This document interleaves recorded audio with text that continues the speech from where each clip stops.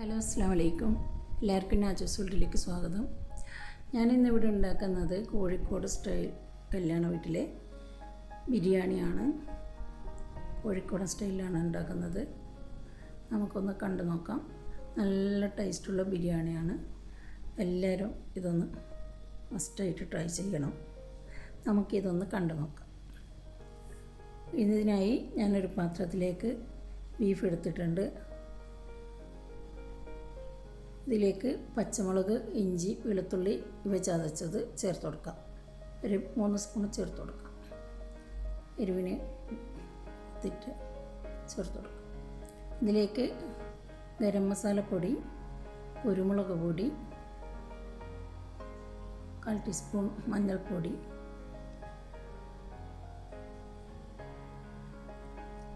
ആവശ്യത്തിന് ഉപ്പ് ചേർത്ത് കൊടുക്കാം.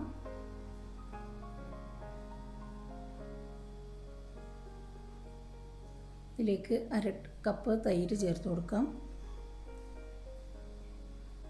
കുരുമുളക് പൊടി 1 ടീസ്പൂണ്, 1/4 ടീസ്പൂണ് ഗരം മസാല, അങ്ങനെയാണ് ഞാൻ ചേർത്ത് കൊടുത്തത്.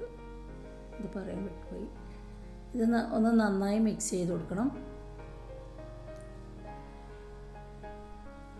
മിക്സ് ചെയ്ത് നമുക്ക് അരമണിക്കൂർ റെസ്റ്റ് ചെയ്യാൻ വെക്കാം.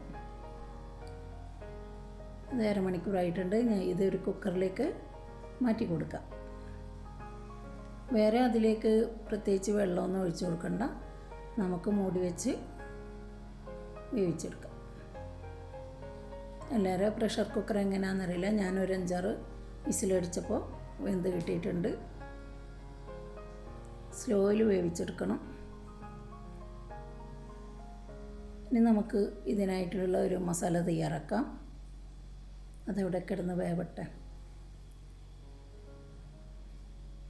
ഞാനൊരു 4 സവാളയാണ് എടുത്തത്. 6 kgയും പിന്നെ ഓയിലും ആണ് ചേർത്ത് കൊടുത്തത്. അതിലേക്ക് സവാള ചേർത്ത് കൊടുത്തു.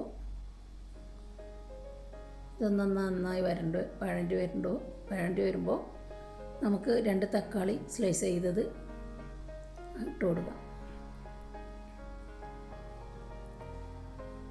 അതിലേക്ക് മല്ലിയിലയും പുതിനയിലയും കട്ട് ചെയ്തത് ചേർത്ത് കൊടുക്കാം.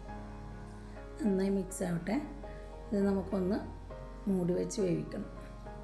ഇതിലേക്ക് ഗരം മസാല 1/4 ടീസ്പൂൺ, 2 നാരങ്ങയുടെ നീരാണ് ഞാൻ എടുത്തത്, അതും കൂടെ ചേർത്ത് കൊടുത്ത് നമുക്ക് മൂടി വെച്ച് നന്നായി ഒന്ന് തക്കാളിയൊക്കെ ഉടഞ്ഞ് വരട്ടെ, വേവിച്ചെടുക്കാം.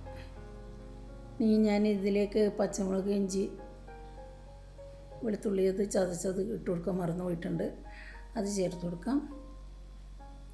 ഇനി വെന്ത് വന്ന ബീഫ് നമുക്ക് ഇതിലേക്ക് ചേർത്ത് കൊടുക്കാം.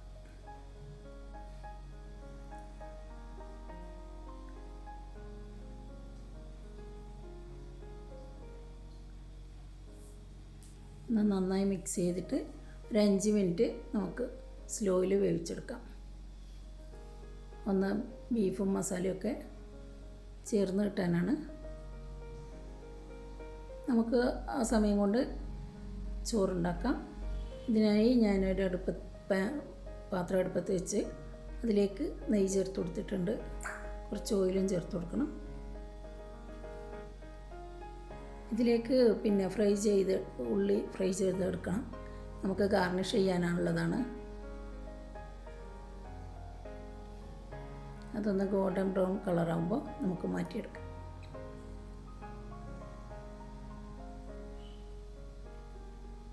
ഇതിലേക്ക് തന്നെ കുറച്ച് അണ്ടിയും കിസ്മിസും ചേർത്ത് കൊടുക്കാം. അതും മുരിഞ്ഞ് വരുമ്പോൾ നമുക്ക് മാറ്റിയെടുക്കാം. ഇതിലേക്ക് നമ്മൾ കഴുകി ഡ്രൈ ആക്കി വെച്ച അരി ചേർത്ത് കൊടുക്കാം. ഞാനിത് വറുത്തിട്ടാണ് വെക്കുന്നത്. ഇതിലേക്ക് ഉപ്പും ചേർത്ത് നന്നായി വറുത്തെടുക്കാം.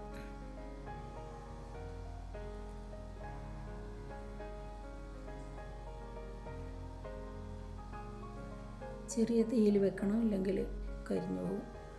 ഇതിന് ആവശ്യമായ വെള്ളവും ചേർത്ത് കൊടുക്കാം. ചൂടുവെള്ളം ചേർത്ത് കൊടുക്കണം. പച്ചവെള്ളം ചേർത്ത് കൊടുത്താൽ ശരിയാവില്ല. 1 കപ്പ് അരിക്ക് 1.5 കപ്പ് വെള്ളമാണ് ചേർത്ത് കൊടുത്തത്. നമുക്കിതൊന്ന് തിളച്ച് വരട്ടെ. ഒന്ന് തിളച്ചാൽ നമ്മൾ ചെറുതായി തീ കുറക്കണം, അതിൽ കിടന്ന് വേവിക്കുന്നതാണ്.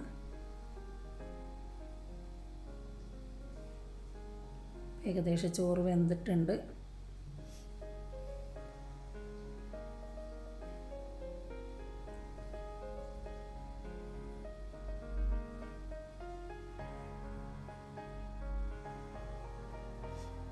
നമുക്ക് തീ ഓഫാക്കി കൊടുക്കാം. ഇനി നമുക്ക് മസാല എന്തായി നോക്കാം. മസാല ഒക്കെ ഇവിടെ നന്നായിട്ട് പിടിച്ചിട്ടുണ്ട്. ഇതിലേക്ക് നമുക്ക് ചോറ് തട്ടിക്കൊടുക്കാം.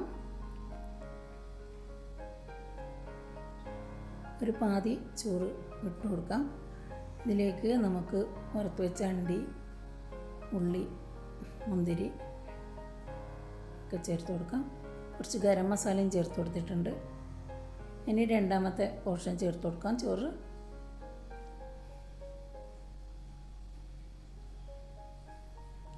ഇനി അതിൻ്റെ മേലേക്കും ഗരം മസാല, ഉള്ളി, അണ്ടി, മുന്തിരി വറുത്തത്, പിന്നെ ഇതിൻ്റെ മേലെ കുറച്ച് നെയ്യും കൂടെ ചേർത്ത് കൊടുക്കണം.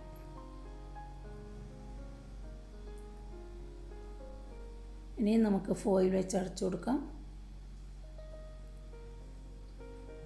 അതിന് മേലെ മൂടി വെച്ചിട്ട് ഒരു 5 മിനിറ്റ് ചെറിയ തീയിൽ അവിടെ വെക്കാം. ഒന്ന് ദമ്മാവട്ടെ. ഇപ്പോൾ ബിരിയാണി ശരിയായിട്ടുണ്ട്. നമുക്കിനി തുറന്നു നോക്കാം.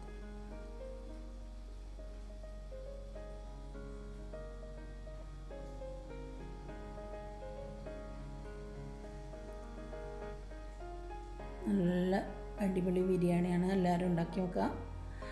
നന്നായി വെന്തിട്ടുണ്ട് ബീഫ്. നല്ലൊരു സ്മെല്ലുണ്ട്. അതുകൊണ്ട് എല്ലാവരും ഒന്ന് മസ്റ്റ് ട്രൈ ആണ്, ഒന്ന് ഉണ്ടാക്കി നോക്കാം.